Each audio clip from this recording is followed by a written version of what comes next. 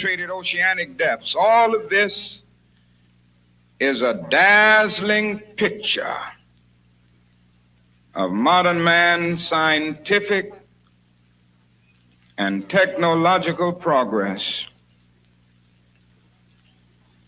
But what I want to say to you tonight, my friends, is that when we look to the other side, something basic is missing.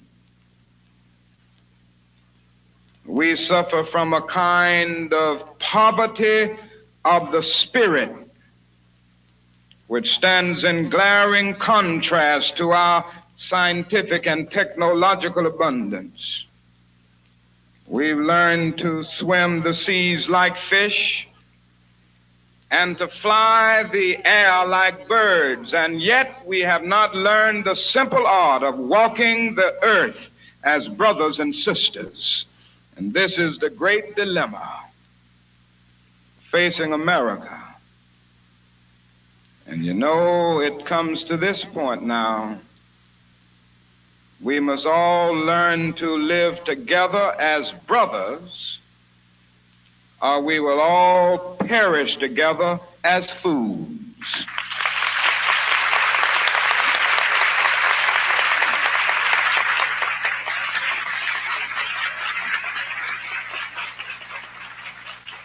Now, there are three things that we must deal with if we are going to transform this neighborhood into a brotherhood.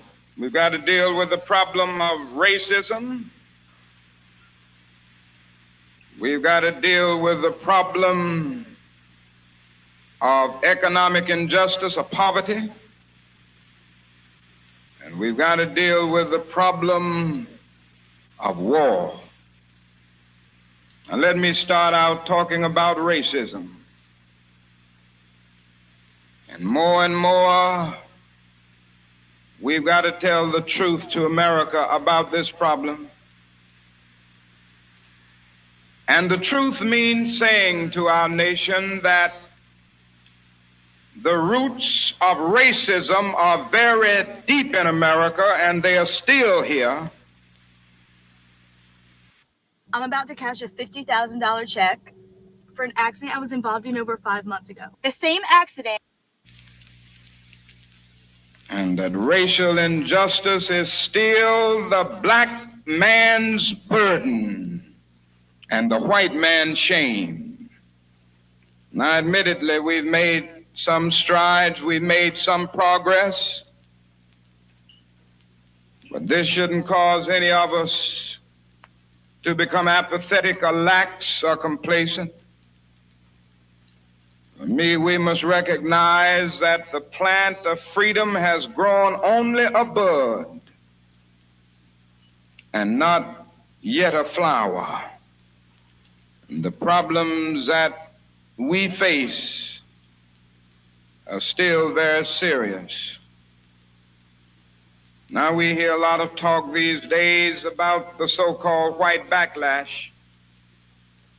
I want to tell you what the white backlash really is. It's nothing new. It's merely a new name for an old phenomenon. It is a continued expression of the same vacillation, the same ambivalence that's characterized white society from the very founding of this nation. On the Statue of Liberty, we read that America is the mother of exiles. But it doesn't take us long to realize that America has been the mother of its white exiles from Europe. She has not evinced the same maternal care and concern for her black exiles who were brought to this country in chains from Africa. And it is no wonder that our slave foreparents could think about it, and they could start singing in a beautiful soul song, in a beautiful sorrow song. Sometimes I feel like a motherless child.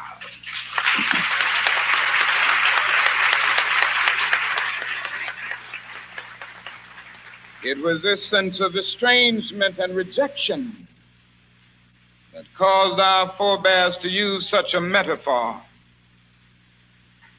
You see, what has happened is that our nation has constantly made a positive step forward on civil rights, but it has usually simultaneously made a step backwards.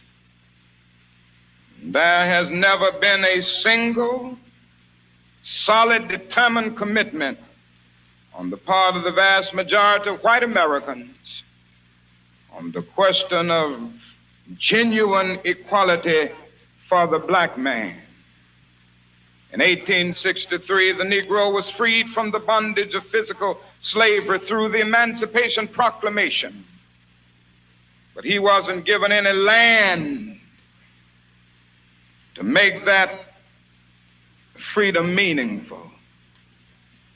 And you know, it was something like having a man unjustly imprisoned for 30 or 40 years, and suddenly you discover that he's innocent, that he's been unjustly jailed for 30 or 40 years. And then you simply go up to the man and say, now you are free. But you don't give him any bus fare to get to town. You don't give him any money to buy any clothes to put on his back. You don't give him any money to get on his feet so that he can rise up once more as a man. But this is what happened to the black man in America. And we must remember this, that at the very same time when America refused to give the black man anything, just said you're free, he was left penniless, illiterate, standing out in a situation not knowing what to do and where to go. But we must not forget that at the same time the Negro was being treated like this, America was giving away millions of acres of land in the West and the Midwest. It says that our country was willing to undergird its white peasants from Europe with an economic floor. But it refused to undergird its black peasants who were brought here in chains from Africa with an economic floor. And so emancipation for the Negro was freedom to hunger. It was freedom to the winds and rains of heaven. It was freedom without a roof over their heads, freedom without bread to eat, freedom without land to cultivate. It was freedom and famine at the same time. And it is a miracle that the Negro has survived.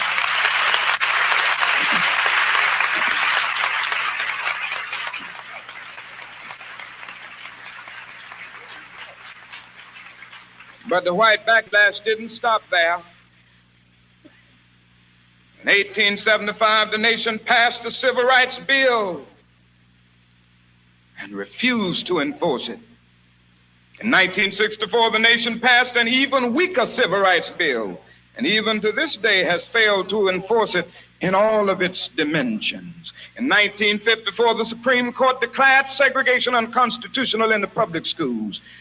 Today, less than 10% of the Negro students of the South are attending integrated schools, which means that we have made 1% progress a year, and if it continues at this rate, it will take another 94 years to integrate the schools.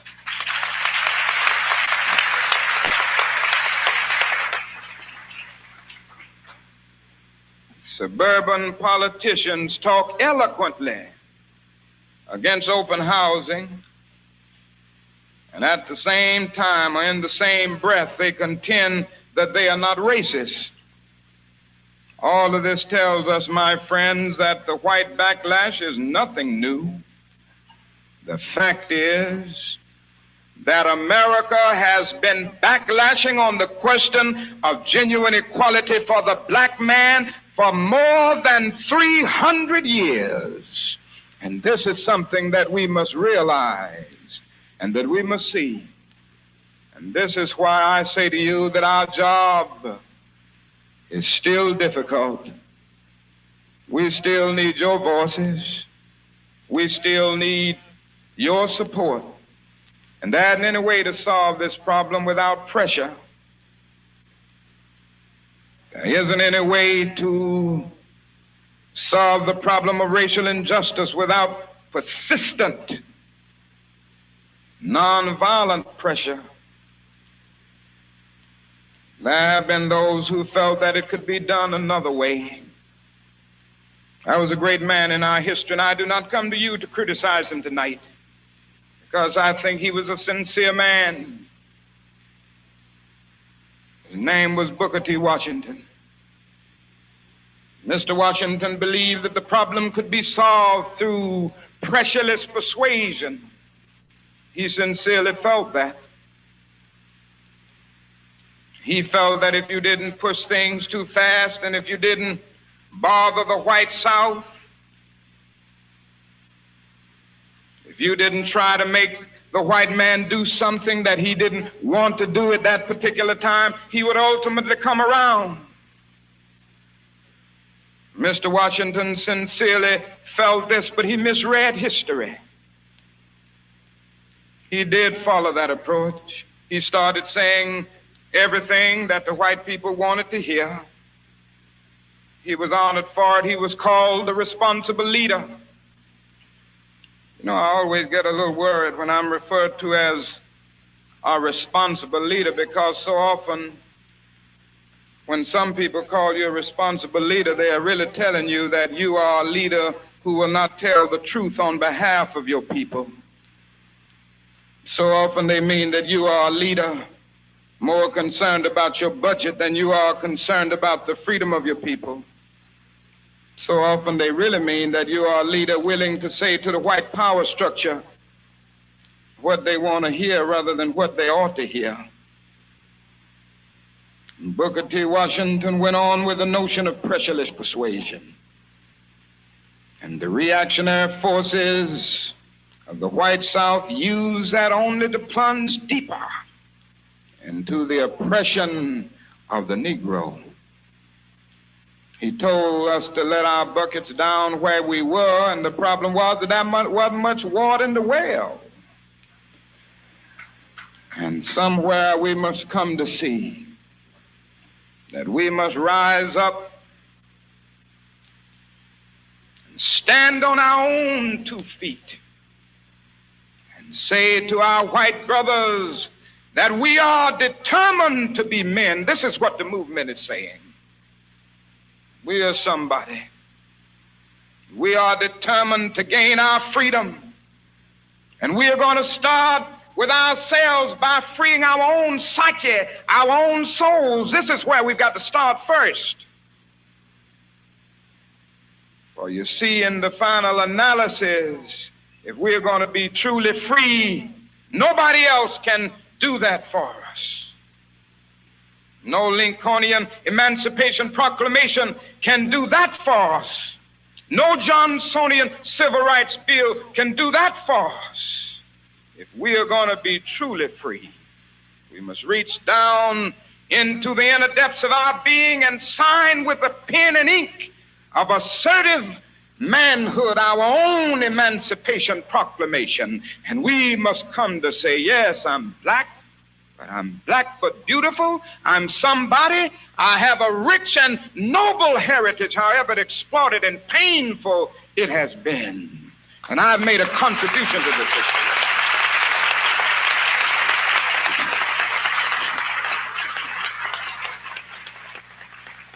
And so the responsibility is broad and it is wide. There's need now for repentance. And this is the only way that we are going to transform this neighborhood into a brotherhood. Now, the final thing I want to talk about, and I've talked longer than I expected, but I've got to bring this out. I believe in telling the truth.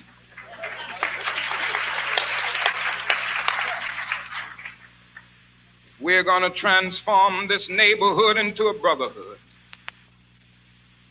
We've got to get rid of war. John Fitzgerald Kennedy said on one occasion that mankind must put an end to war.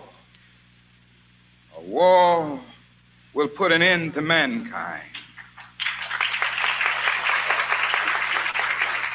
And there's a war taking place today in a little Asian country. Yes. I'm so proud to be of the seed of one of the great personalities of the 20th century and of all times. We all must give thanks to Martin Luther King Jr. And he lived beyond his 39 years that he was on this earth. He would have been 95 years today.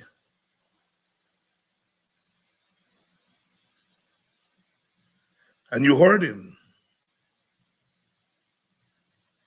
He said, "Black is beautiful." So many of you would have heard "I Have a Dream" speech today. And I deliberately did not play "I Have a Dream"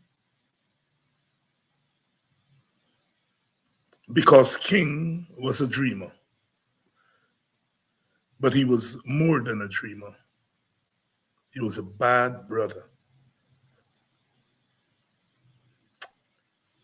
If there wasn't a Dr. Martin Luther King Jr., perhaps you and I would not be here today. I see some of our Indian brothers and sisters here tonight who are saying it's an American holiday today. Well, let me tell you all something. Take it from me. It's a black man's holiday today, a black woman's holiday. It's a black holiday today. And if you don't want to be here, just go where you belong.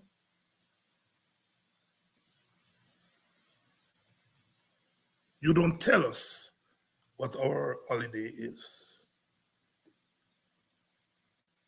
Good evening to you and welcome to Politics 101, Martin Luther King Jr. Day. It's our day. It's a black holiday, universal holiday. It's an holiday for all humanity. If ever oratory influenced the revolution, Dr. Martin Luther King Jr. Good evening to all of you joining us from Guyana. Good evening to all of you who are joining us from outside of Guyana. It's good to be alive today. King died. King was murdered 56 years ago so that we could be alive today to tell the story and to continue the struggle. In many regards, the struggle that he led and for which his life was snatched away. Many aspects of that struggle are still with us today. In the United States of America, in the Caribbean, in our Guyana, wherever African people are, wherever black people are, the struggle for justice, the struggle for equality that Dr. King so eloquently talked about is a real struggle. A real struggle. A real struggle. Good evening to all of you joining us from the United States of America. Those of you who are joining us from Canada, from Europe, from Africa, wherever you're joining us from tonight. It's a significant day, and it is good to be alive. Dr. Martin Luther King's Day. We honor and we remember Dr. King because in doing so, we are remembering all of our ancestors, all of our ancestors, all those who struggled for our freedom. Live streaming can be tricky, and sometimes trying to find the right software. Here's a story about a man who once walked this land, I think for many, many years. And people keep asking, Stalin, all the time you come in New York and he doesn't want to sing this one. Ladies and gentlemen, tonight we want to just turn the hands of the clock back and do a special one that we call a tribute to a man called Reverend Martin Luther King.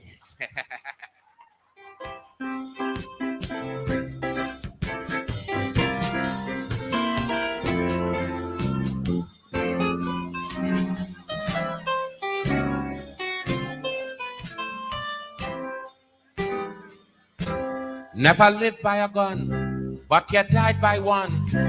This man, Martin Luther King, senior son, a gentleman of great capability, who never knew the meaning of the word enemy, but a man who devoted his life to fight that all American Negroes must get civil rights. I say his works must be continued although he's dead. So people don't forget the great things that Martin said. Leave your guns at home. Don't walk with weapons.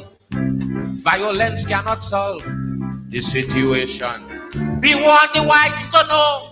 Believe wholeheartedly. We want them as our friends and not as enemy.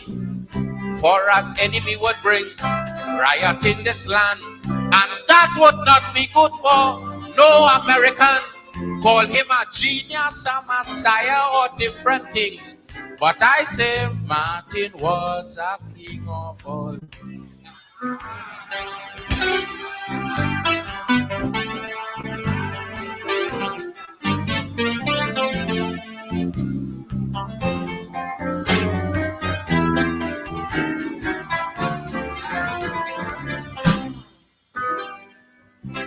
From Texas to Florida, New York City, yes, and even Georgia, the entire Negro population, yes, they had Martin Luther King as their champion, a man that stood tall and have no fear, and gave more than 350 speeches a year. But how can we forget this blessed day?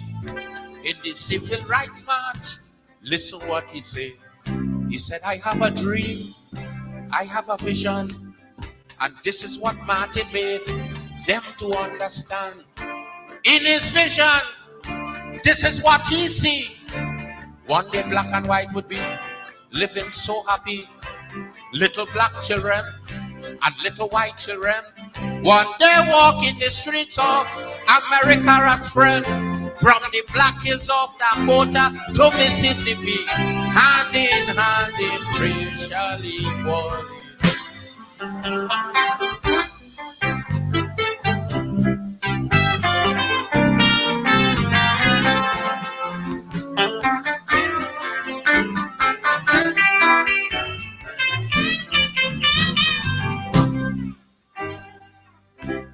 A man that all the world considered as wise, a man that was awarded a Nobel Peace Prize. Violence was never his way to fight, but with several prison terms for civil rights. I remember one good day in Mississippi when a reporter put a question to him, why must American Negroes get civil rights? And this was his answer to my delight. We till their cotton fields and give their pockets more wealth. Mind their babies and have them in the best of health. Took part in the Olympic. Don't care if we die. Just to keep the stars and strike flying high. Uphold democracy in and out of this land. From Germany to the foxhole of Vietnam, all this we did for America, so faithful and true. Tell me why we can't eat this.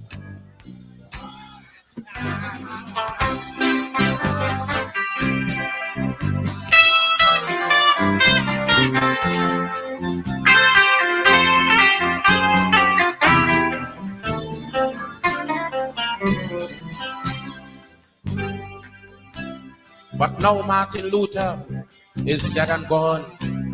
But I say that his good works must go on. For his business was then left entirely in the hands of his wife, Reverend Abernathy. And these two then work wholeheartedly just to make Martin dreams a reality. I say if not the whole, but a part at least. Show the world where black and white could live in peace. So good luck, Mistress King. All blessing to you. Trin Begonian say success in anything you do. Though it may take some time, one should keep asking. They must judge a man by his heart and not his skin. Remember, Martin also said that time is nothing, but only how man use time. But time then be something. So don't forget the song of your dear husband that says, we shall overcome, we shall overcome.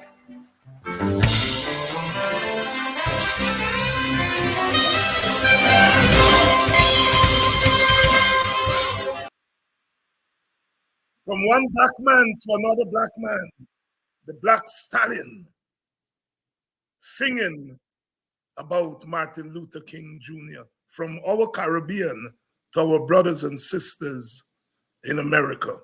One struggle, one struggle, one struggle. The Pan-African struggle, the black struggle. Martin Luther King Jr., we are remembering him today because this is his day, this is our day. A giant among giants. A giant among giants, celebrating him in word and song. And we in Guyana are continuing that struggle because in many ways, the obstacles are still in our way. Good evening to all of you. Good evening to my brother Orin Newton, Turkey, Bumba, from Buxton, and all the Buxtonians on, all the beautiful black people on, all the beautiful black friends who are on here. It's our day today because we're remembering a giant. And it gives me great pleasure as a little black boy from a little village, coming from humble background, to be able to stand there today and to speak to the world about our brother. You must never forget our history. Must never forget our accomplishments. Dr. King died at age 39 in 1968, just 39. Malcolm X died when he was 40 in 1965. Our own Walter Rodney died when he was 38.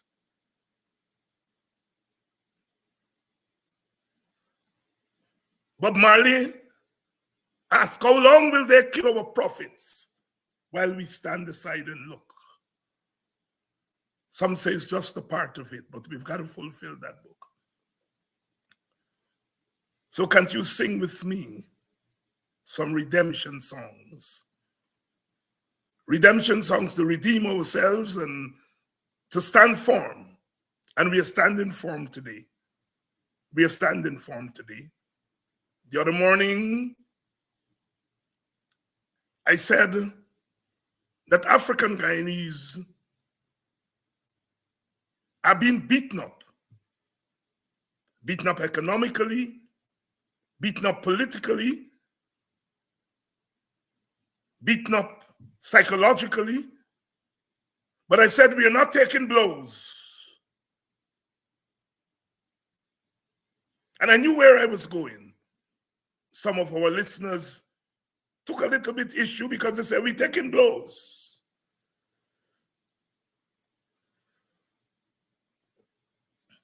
They're sharing blows. But it doesn't mean that African Guyanese are taking the blows. We are being beaten up. But we are fighting back. We are fighting back with the words of Dr. King. We are fighting back with everything. We are fighting back in the dark. We are fighting back in the light. Never surrender. Never surrender. We shall overcome. We have overcome before. Never surrender. And the reason I made the distinction between being beaten up and taking blows is because I wanted to make the point that today we may be down, but tomorrow we're going to be up. And we're always fighting back. We've always been fighting back from the Middle Passage, from the shores of Africa. We've always been fighting back. That's why they've called us Maroons. The latest addition to the West Indies cricket team is a Maroon. Shamar Joseph from Barakara, a Maroon community. We are Maroons. We all are Maroons because we didn't take blows. We fought back.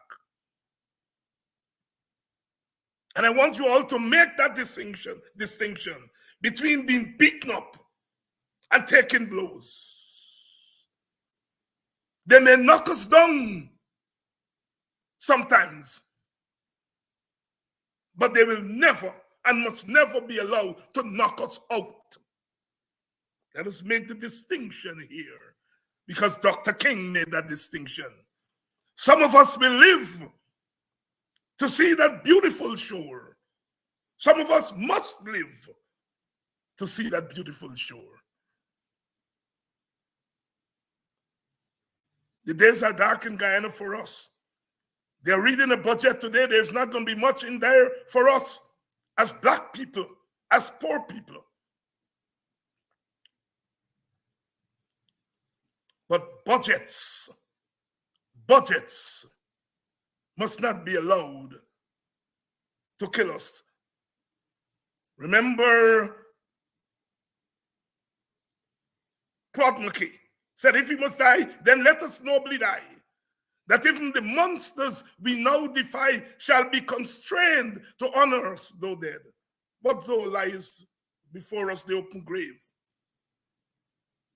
with our backs to the wall, dying, but fighting back. We are never, ever going to take blows and give up. That we ought to be certain. And Martin Carter said, this is what they do with me: cut out the sun, cut out the world, darken the flower, stifle my breath, and hope that I die.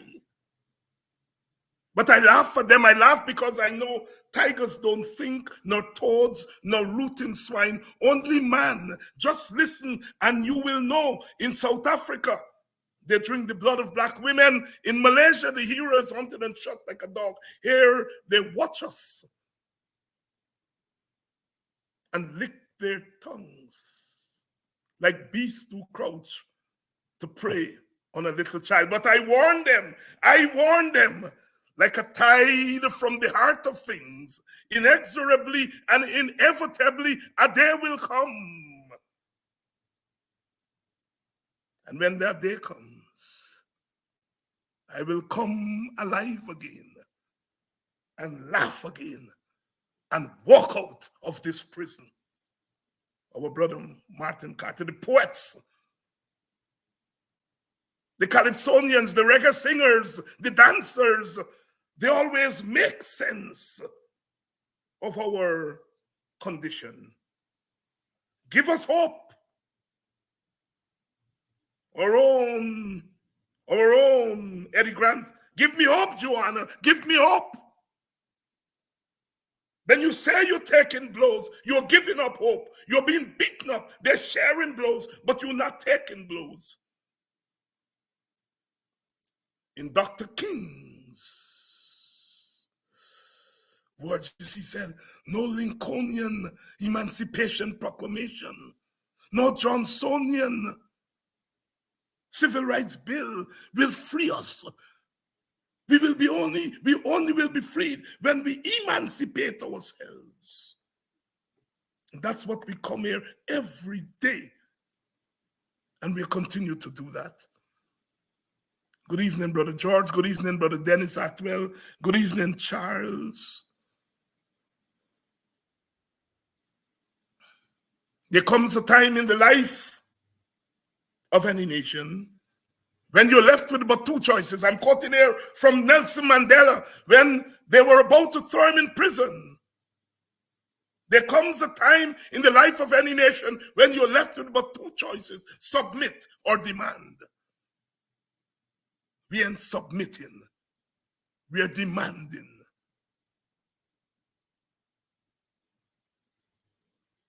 There was a time when the Indian Guyanese cried out that she was oppressed, he was oppressed. There was a time when the power of the state lay in the hands of African Guyanese, and Indian Guyanese wept. And we went and we wept with them. I was there. I gave up my liberty for that struggle.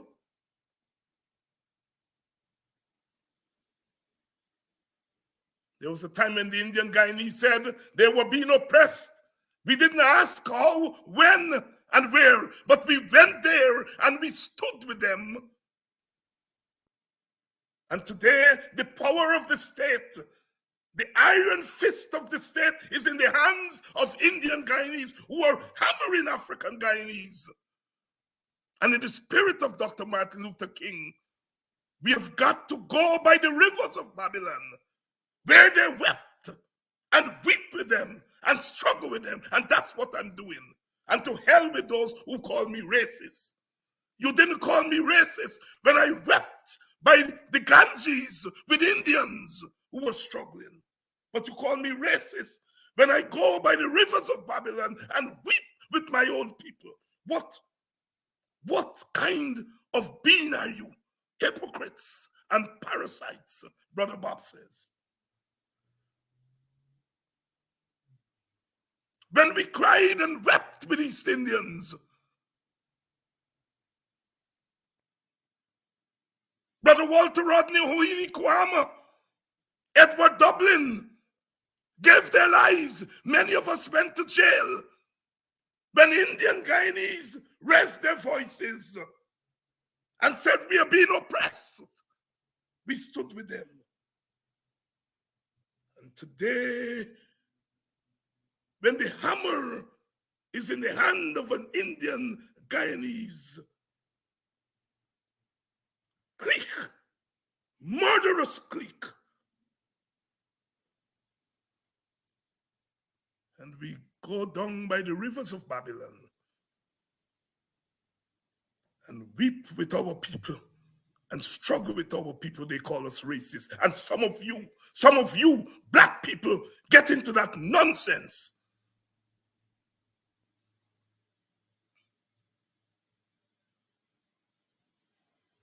I don't care. Dr. King, on the night before he died, he said, I fear no man. I fear no man. I've been to the mountaintop and I've seen the promised land. And I may not get there with you, but you, my people, will get there.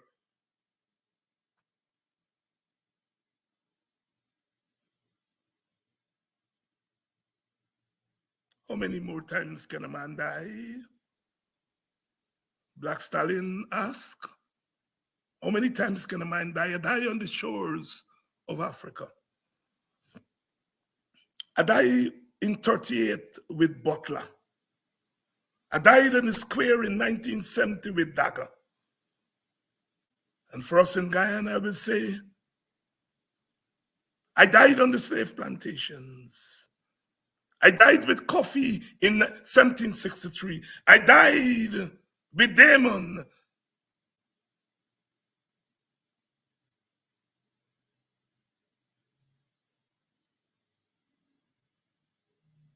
How many times can a man die? This struggle is real in Guyana. And I want you all to treat it as a real thing. Black people have got to get dreaded than dread.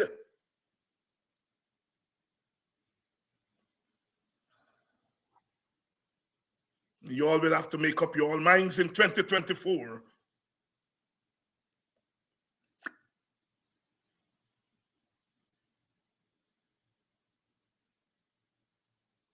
This is not sustainable.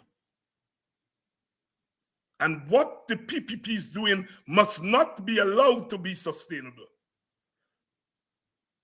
Guyana belongs to us too, all of us.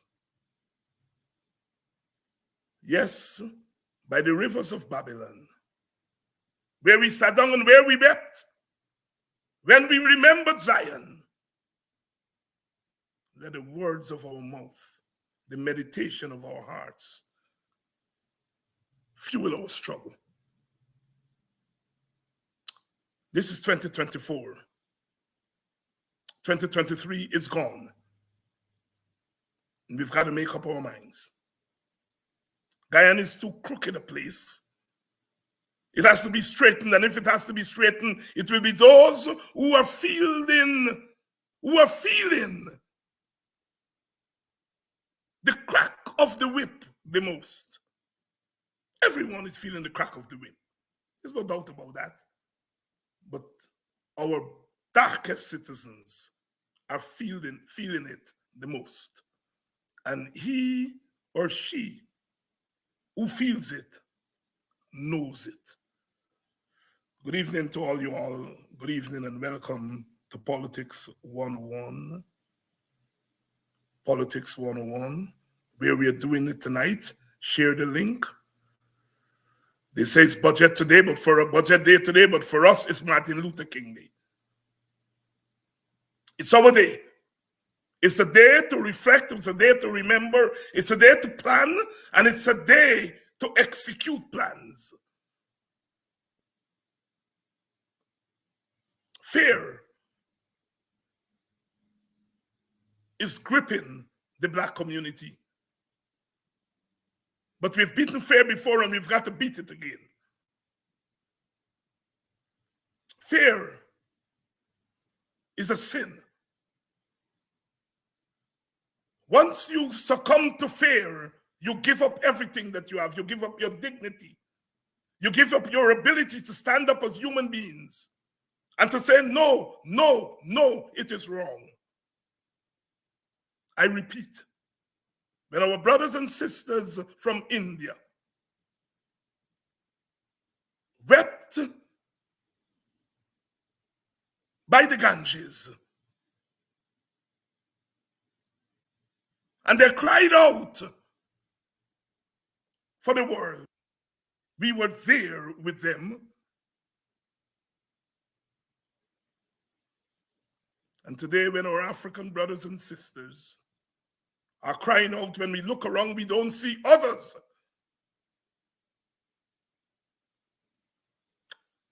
We don't see those from our brothers and sisters from the other races coming to our rescue. No, no, no, we don't. And that is why people like myself must stand up unequivocally. We must not equivocate. We must be unequivocal.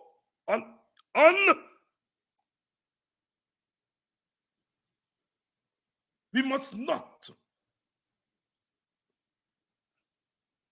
allow ourselves to speak in scattered tongues.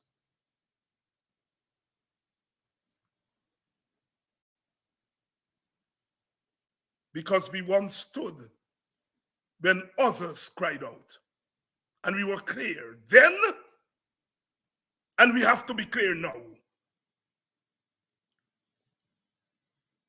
I know if one says I am pro-Indian, people translate that to mean anti-African. Or if one says one is pro-African, people translate that to mean that you're anti-Indian. That's their business.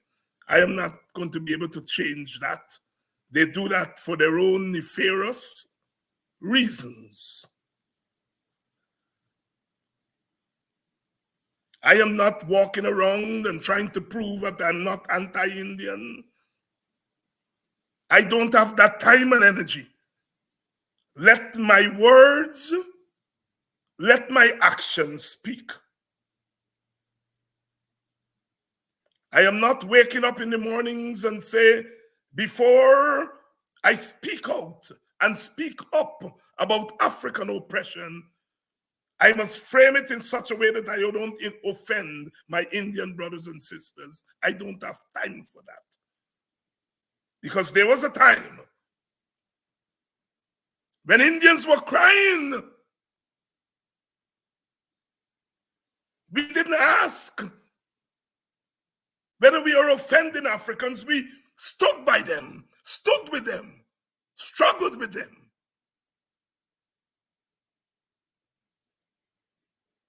And today you ask me for validation. One African in doing that. Sometimes you have to be fiercely clear.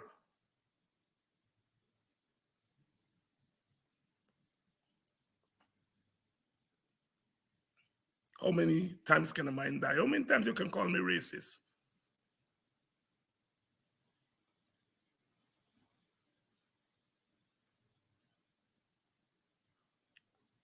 We are at a crossroads in our country. We have always been at a crossroads.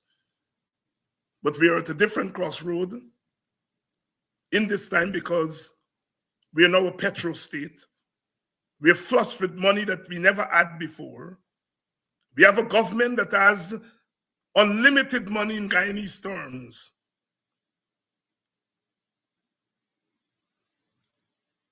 And that is why this crossroads is a different crossroad.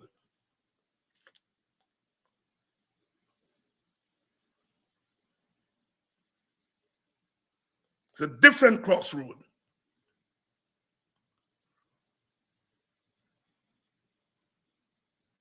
And we've got to decide how we're going to deal with this crossroads.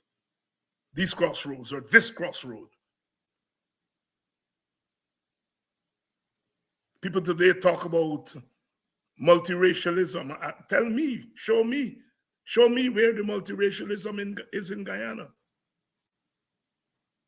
Show me. We are less multiracial today than we were 20 years ago, 30 years ago, 40 years ago.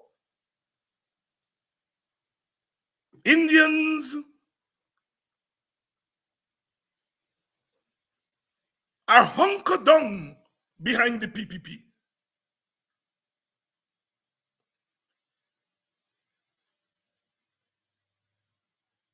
They've made that decision in what they see as their own interests. And who am I to tell them that it is against their interests to support the PPP?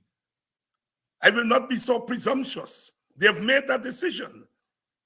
I don't think it will always be so. There have been times in the past where Indians have deviated from the PPP. But they've hunkered down behind the PPP. And they're clear in their mind, never PNC, never PNC. That's what they're clear about, never PNC. Show me the multiracialism. If one race hunkers down in the bunker behind its racial party, why am I going to be so foolish to go to the other race and tell them about multiracial? To have multiracial, you have to have both races struggling together, fighting together, identifying one enemy together. My brother Walter Rodney used to say, struggle in action. There was a time in the 1970s when I came into politics in the 1980s, when there was a multiracial movement, and there could have been multiracial parties. because there was a multiracial hunger. There was a multiracial feeling. But if Africans are hunkered down in their bunker, behind their racial party or parties, why am I going to Indians and tell them about multiracialism? Sometimes we get ourselves twisted in knots. What we need in Guyana is a multiracial movement that is grounded in multiracial policies. That's what we need. The PPP has a right to bury itself in the Indian community. What it doesn't have a right to do is to take all the money, all the resources, all the power of the state and give it to the Indian section of the community. I don't care whether the PPP is a multiracial party or not. That's their business. What I care is whether your policies are multiracial. I don't care if the PNC is multiracial or not. That's their business. What I care is when they put their hands on the power of the state, that their policies are multiracial.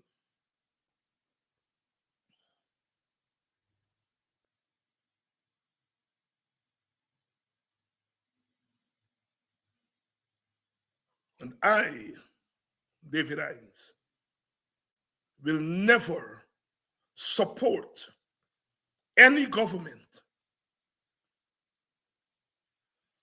that discriminates against any race group. I have never supported a black government that discriminated against Indians and Amerindians. And I'm never going to support an Indian government that discriminates against Africans and Amerindians.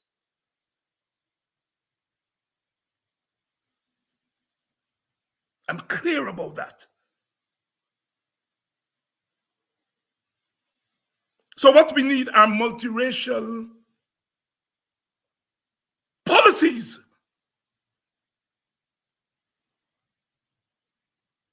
The policy of cash transfer to deal with the question of poverty. You see, we talk about cost of living. And there's going to be a cost of living rally this weekend called by the opposition. And we're going to be talking about that during this week. And we are of the view that cost of living can be mitigated by better wages. Better wages. The government don't set prices. Prices are set by the market. But what the government can do is ensure that there are better wages, better wages, better wages.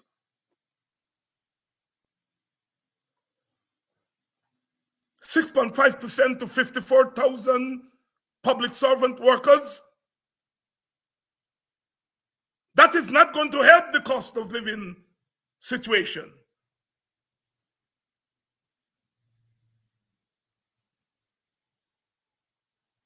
We, the people, are not going to be able to do anything about the prices of pumpkin in the market. But if we get better wages, we are going to be able to afford the pumpkin in the market, the price of pumpkin in the market.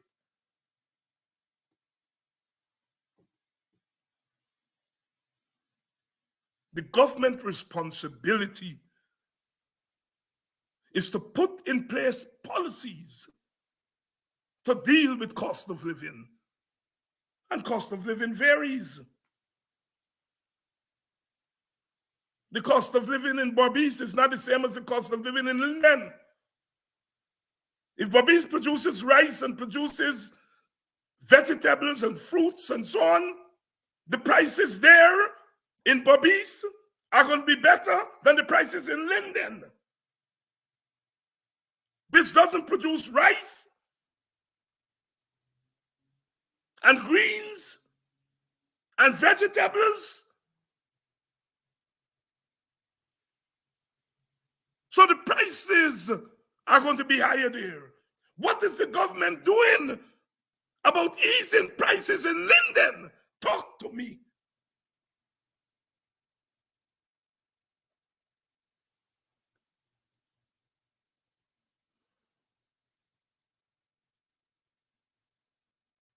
$54,000 public servants, most of them are African Guyanese. You give them 6.5% pay raise. In effect, when you look at the cost of living,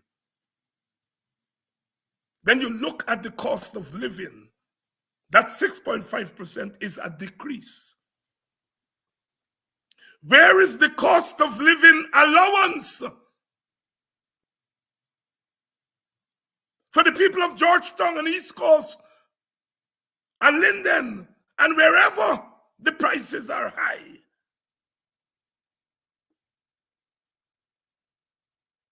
Where is the COLA? Where is the cost of living allowance?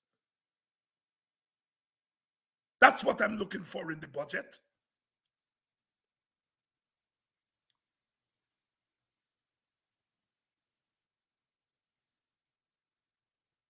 We've got to talk the truth. That's what Dr. King said. Talk the truth. My party has put a proposal on the table. It's not novel. We say take 10% of the oil takings and distribute it among the 220 households. Whatever that comes up to, when it comes up to $300,000 or $500,000 or $1 million, you give it to them. That will cushion their income and help them to overcome the cost of living. Don't go and give them a $20,000 a year and a $15,000 a year. Put it in the law that every year you will take 10% of the takings from oil and give it to each household, regardless of race, regardless of class. If the rich people get it, it will be added income to their high income, and they will pay it in taxes, pay the extra in taxes.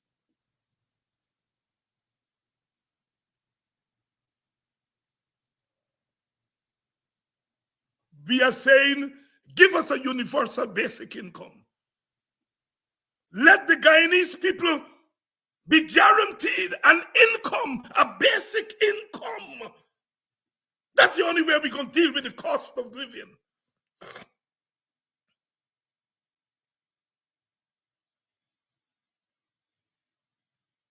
We are not asking the government to bring down the prices. Let me be clear about that. We are not asking the government to bring down the prices. Yes, the government can do some things to bring down prices, but there's no guarantee of that. You can give some goodies to the businesses with the hope that when you give them the goodies, it will bring down the price. They take the goodies and they don't bring down the prices. So we're not going down that route. We are saying, give the people the goodies and don't give them little stupid handouts. Give them real money.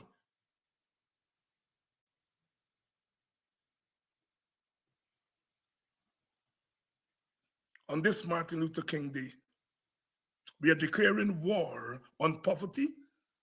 We are declaring war on the high cost of living.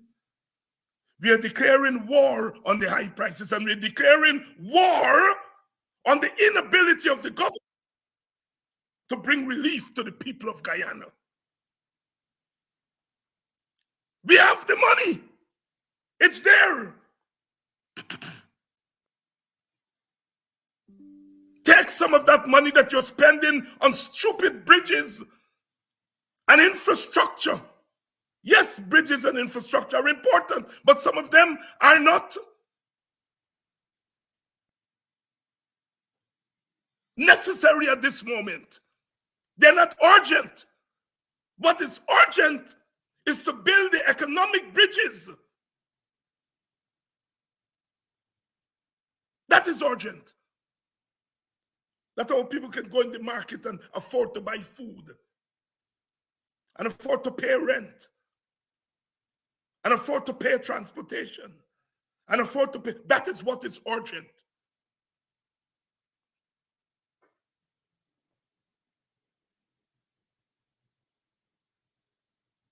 Infrastructure can be phased in. Cost of living allowance and relief cannot wait, cannot wait.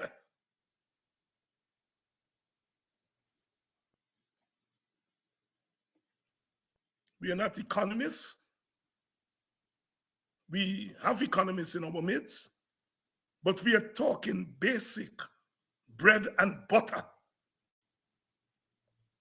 Don't let nobody fool you all. And don't go off and asking them to bring down the prices. Ask them to carry up the wages. Carry up the wages. A universal basic income. Cash transfers. A cost of living allowance. When you put them all together, our people will be able to live better in our country. Per capita income, $30,000 according to the growth rate that is projected for Guyana. Each Guyanese is worth $30,000. Now we know those are numbers. We know each Guyanese is not going to get $30,000 a year, but they deserve much more than they're getting now. That is what politics is about. That is what politics is about. That is what politics is about. On this Martin Luther King Day, we are saying we refuse to live in hunger. Refuse to live in hunger. I know they call some of us hungry belly. And we have to decide whether we want to live as hungry belly people.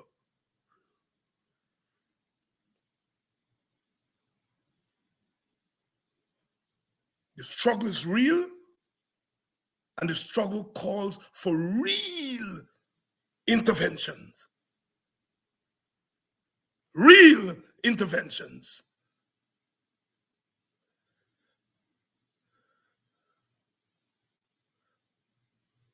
We've got to make some headway. The budget is coming out today. 5-hour speech, and they're going to talk about all what they're spending. And we're going to dissect that budget. Not because we expect anything substantial to be in there for the poor and the powerless, for the darkest among us, but because we want to expose what this government is doing with our money. And to use it to mobilize ourselves to fight for a new form of governance, to fight for a new government, not an exchange government. I want to exchange the PPP for the PNC. That's not my interest, and I don't think it should be your interest. If we are moving the PPP, we have to put something in place that is superior to the PPP.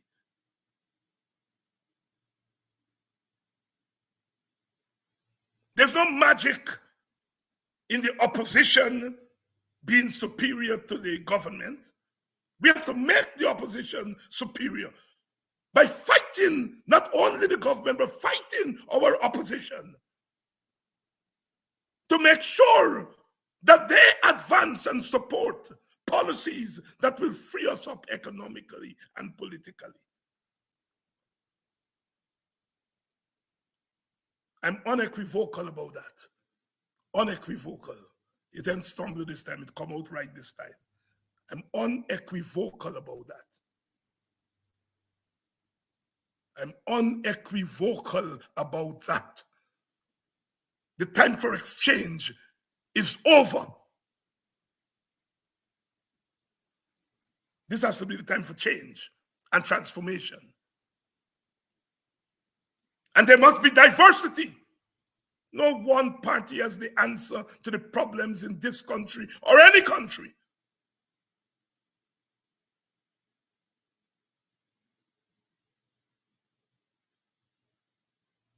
Every one of us, every group, every party has something to offer. I've put before you tonight the WPA's proposals to deal with cost of living. You all hear it. It's a combination of cost of living allowance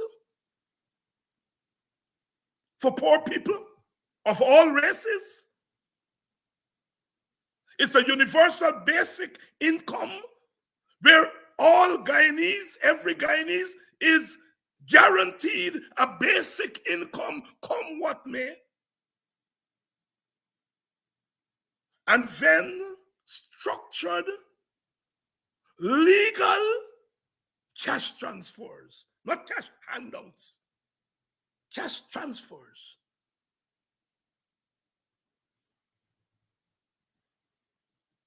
If you put those three together, we are going to beat the cost of living. That's our proposal. We have something to say. We have something to offer. And when it comes to ideas and proposal and policy, you don't have small party and big party. You have sensible policies and stupid policies. The PPP is a big party. And look what it is doing to Guyana. It's messing us up big time.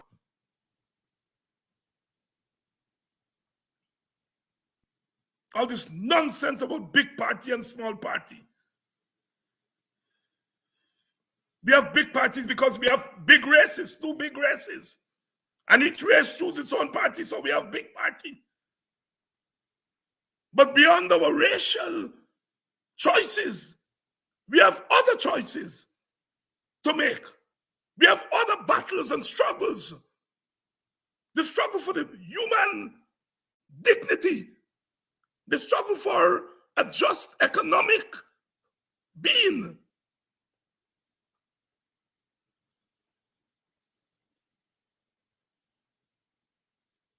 We got to be real. We got to be real.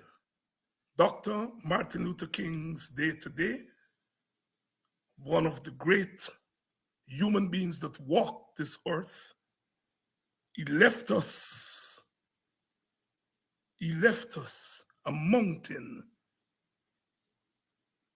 of work, inspiration, and as we remember him today, let us fold his vision into our vision for a better Guyana. And a better Guyana would not just come from stupid rhetoric. A better Guyana must come, given where we are, where our country is. We will have a better Guyana when we have better conditions, living conditions for Indians, better living conditions for Africans, better living conditions for Amerindians, better living conditions for all the ethnic groups, better living conditions for women. Only then we will have a better Guyana. You cannot have a better Guyana when Black people are seeing the nenen. And you talk about a better Guyana?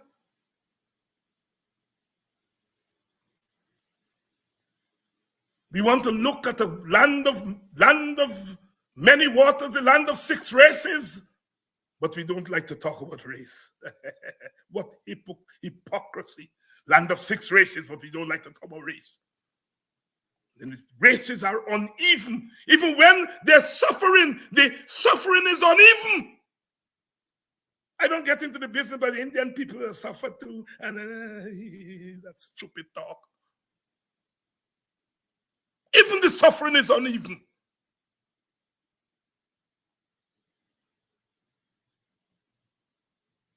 We have to make our country even. And we don't do that without a fight. And sometimes you have to confront the devil.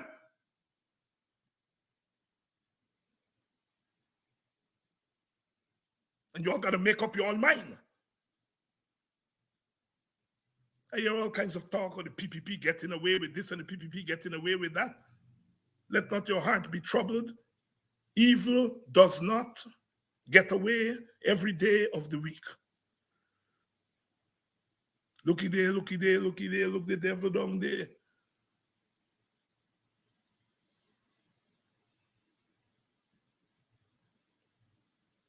We've got to struggle. We've got to struggle. We've got to struggle with what we have. We can't wait until Indians get vexed with the PPP to struggle. If Africans vex today, if Africans are the ones who are feeling the heat, if Africans are the ones who are ready to struggle, we struggle with them. We can wait for some multiracial thing. PPP, the Indians and see the light yet. We must wait until they see the light and then we join our hands together and struggle. We're dead by then.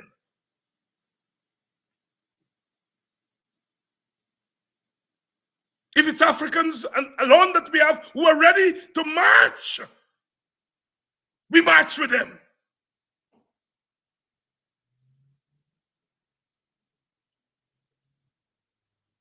And as we march, our Indian brothers and sisters, hopefully, will recognize the righteousness of our march and recognize it's for them too.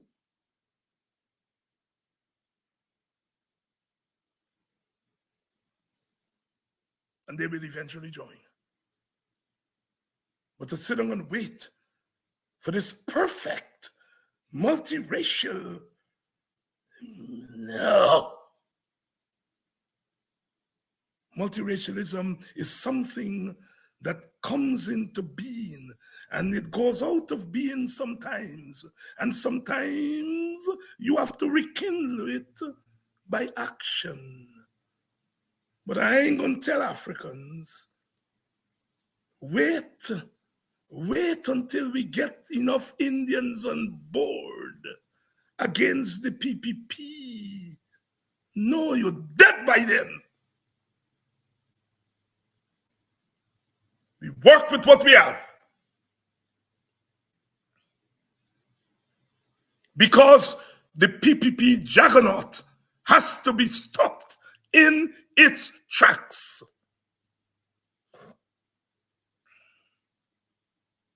They'll kill us.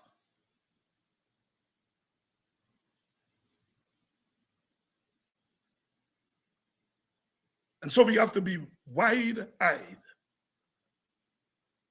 There's a time for dreaming.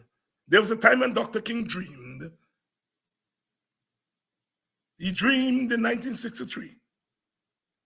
And there was a time when he moved beyond dreams. There's a time to dream of a united nation where all of us are holding hands together and singing from one hymn book. That's what we aspire to. We dream of it today, and we aspire to it tomorrow, for tomorrow. But the perfect world will only come through struggle. We are marching to Zion. That beautiful, beautiful, beautiful. We are marching onward to Zion, the beautiful city. We got to keep marching. Marching with our feet, marching with our brains, our ideas. And hopefully very soon we'll march with our bodies. Because we are human beings. We stand there tonight in righteousness. We stand there tonight at the edge, but we're not going to fall over. They want to push us over the edge, but we're not going to allow that. That's why I say black folks ain't taking blows. I don't know at any time in the life of our people where we have taken blows. Yes, we've been beaten up, we've been knocked down, but we've never been knocked out. If we were knocked out, you and I will not be here today. To stand on our own and to stand with others to fight for a better world. A better world. A better world.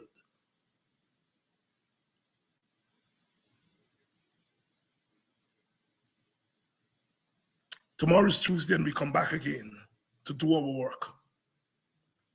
Thank you all so much. Thank you all so much. Tomorrow we come back.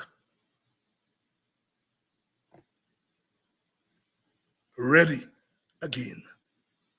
Ready again. Tigers don't think, nor toads, nor rooting swine. Only man, just listen and you will know. So says Martin Carter. I love you all eternally. And it's a love that comes from a deep place. From deep within my Guyanese belly, my Caribbean belly, my black belly. We are all of that. Today, we are defined as black or Indian or Amerindians. Tomorrow, if we get it right, we'll be defined as black Indians, Amerindians, Portuguese, Chinese, and Guyanese. That's where we're going. That's where we're going. And that's what we're fighting for. Love you all.